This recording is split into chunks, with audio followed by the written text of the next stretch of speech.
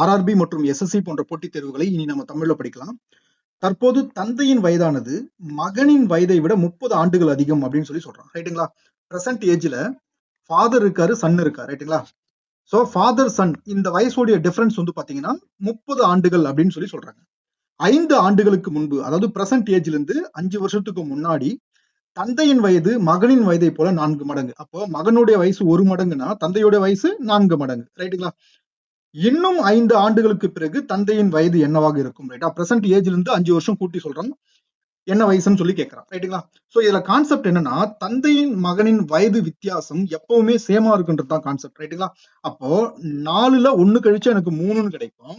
So 1 3 3 5 3 30. ரைட்டுங்களா? அப்போ ஒரு ரேஷியோன்றது 10. அப்போ 10 வந்து பாத்தீங்கன்னா 4 கூட பெருக்குனா எனக்கு 40 கிடைக்கும்.